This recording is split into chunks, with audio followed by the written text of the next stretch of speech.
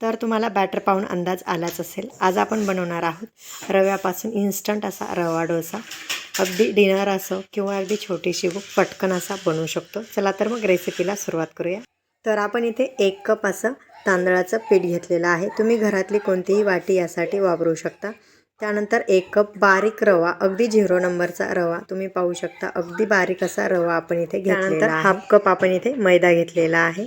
त्यानंतर या डोस्यातला अगदी मेन साहित्य म्हणजे इन्ग्रेडियंट म्हणजे आपण इथे दही घेतलेलं आहे. तर मी 1/3 कप एवढं नॉर्मल टेम्परेचरचं दही घेतलेलं आहे. हवं तर तुम्ही इथे बेकिंग सोडा हाफ TBSP एवढा वापरू शकता. 1 चमचा कोथिंबीर, थोडीफार कमी जास्त झाली तरीही चालेल. त्यानंतर 7 ते 8 हिरव्या मिरच्या तुम्ही इथे ठेचून टाका किंवा मग कट करून. त्यानंतर आपण इथे 1 कप असा अगदी बारीक असा कट करून कांदा घेतलेला आहे. कांदा अगदी छान अशी टेस्ट आपल्या या डोश्याला येते, त्यामुळे छान असा बारीक कट करून घ्या किंवा मग तुम्ही अगदीच मोठ्या किसणीने किसून टाकला तरीही चालेल. 1 TSP जिरे. त्यानंतर मी इथे चवीनुसार मीठ ॲड केलेलं आहे. TSPने पाहाल तर मी इथे 1.5 TSP आणि पोहे खायच्या चमच्याने 1.5 चमचा एवढं मीठ ॲड करून घेतलेलं आहे. त्यानंतर 1 कप आपण पाणी ॲड करून घेऊया. तर पाहूया आपल्याला इथे कितपत पाणी लागतं. तर मी 1 कप इथे पाणी ॲड केल्यानंतर आपण हे मिक्स करून घेऊया. तर मी इथे 3 कप पाणी ॲड केल्यानंतर अशा प्रकारे मिक्स असं करून घेत आहे. हे बॅटर छान असं मिक्स झालं पाहिजे, यामध्ये गुठळ्या वगैरे राहिल्या नाही पाहिजे. तर हे छान असं भातवाडीने मिक्स होत नाही, तर मी हाताने हे छान मिक्स करून घेते, म्हणजे यामध्ये गुठळ्या बिलकुलही राहणार नाहीत. तर तुम्ही इथे बॅटरची कन्सिस्टन्सी पाहू शकता, अशा प्रकारे आहे. तुमचं बॅटर इथे जेवढं घट्ट असेल तेवढा डोसा तुमचा जाड होईल आणि जेवढं पातळ असेल तेवढा तुमचा डोसा छान असा पातळ कडक कुरकुरीत असा होणार आहे. तर हे मी इथे पूर्ण 4 कप एवढं पाणी ॲड करून बॅटरची कन्सिस्टन्सी ॲडजस्ट केलेली आहे. तर आपण हे 10 मिनटं झाकून बाजूला ठेवून देऊया. तोपर्यंत आपण इथे बटाट्याची भाजी करून घेणार आहोत. तर मी इथे अशा प्रकारे 6 बटाटे उकडून घेतलेले आहेत, त्याचे सालं काढून घेऊया. तर मी इथे बटाटा सालं काढून अशा प्रकारे थोडेसे क्रश करून घेतलेले आहेत. त्यानंतर मी इथे गॅसवर पॅन ठेवलेला आहे. त्यामध्ये मोहरी छान तडतडली की इथे जिरे दोन्हीही हाफ TBSP ॲड केलेला आहे. त्यानंतर मी इथे अगदी 7 ते 8 हिरव्या मिरच्या कट करून ॲड केलेल्या आहेत. तुम्ही तर हवं तर इथे ठेचूनही ॲड करून घेऊ शकता.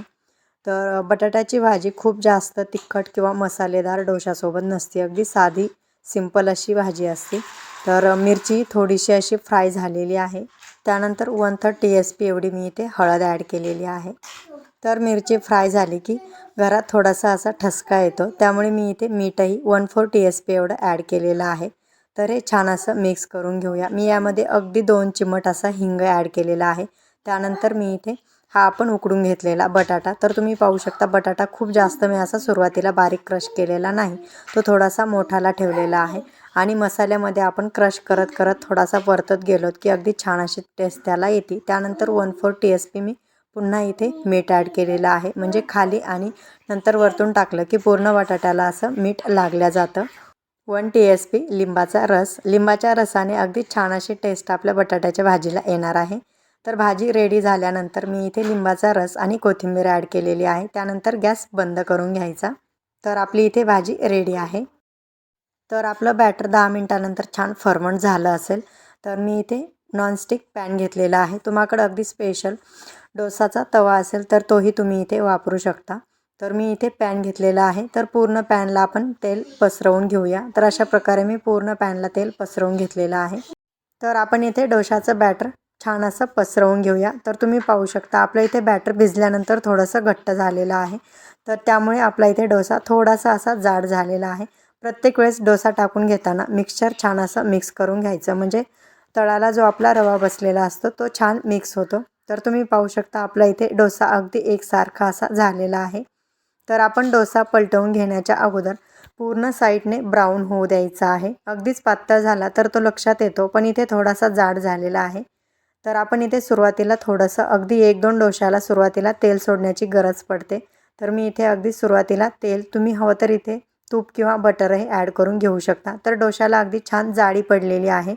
तर पूर्ण डोसा भाजून घेताना अशा प्रकारे पॅन गॅसवर फिरून घ्यायचा, म्हणजे अगदी छान असा डोसा भाजला. तर तुम्ही पाहू शकता आपला इथे डोसा अशा प्रकारे साईडने ब्राऊन कलर आलेला आहे. तर आपण हा पलटवून घेऊया. तर अशा प्रकारे अगदी थोडा हलक्या हाताने सुरुवातीला 1-2 डोसे पलटवताना अगदी हलक्या हाताने असा डोसा पलटवून घ्यायचा आहे. तर तुम्ही पाहू शकता अगदी छान असा डोशाला आपल्या कलर आलेला आहे. तर अशाच प्रकारे आपण इथे आणखी डोसे बनवून घेऊया आणि जाळ ही किती सुंदर पडलेली आहे. त्यानंतर आपण खालची साईड पाहूया. तर खालची साईड अगदी छान अशी भाजलेली आहे. तर डोसा भाजून घेताना अगदी मीडियम टू लो फ्लेमवर थोडासा वेळ लागतो, पण डोसा अगदी छान असा खरपूस भाजून घ्यायचा आहे. तर अशाच प्रकारे आपण अगदी बॅटर पातळ करूनही डोसा करून घेऊया. तर हे आपण इथे बॅटर अगदीच पातळ करून घेतलेलं आहे. पातळ जेवढं बॅटर असेल तेवढा डोसा अगदी छान कुरकुरीत तयार होतो आणि जाळी अगदी छान पडते. तर अशाच प्रकारे आपण इथे आणखी डोसे तयार करून घेऊया. तुम्हाला जर आपला हा व्हिडिओ अगदी जाळीदार डोशाचा व्हिडिओ आवडला असेल तर आपल्या चॅनलला नक्की लाईक करा, शेअर करा आणि हो चॅनलला सबस्क्राईब करायला विसरू नका. त्याचबरोबर बेल आयकॉनही क्लिक करा. तुम्हाला आपला हा व्हिडिओ आवडला की नाही कमेंट करून सांगायला देखील विसरू नका. व्हिडिओ पूर्ण पाहिल्याबद्दल धन्यवाद.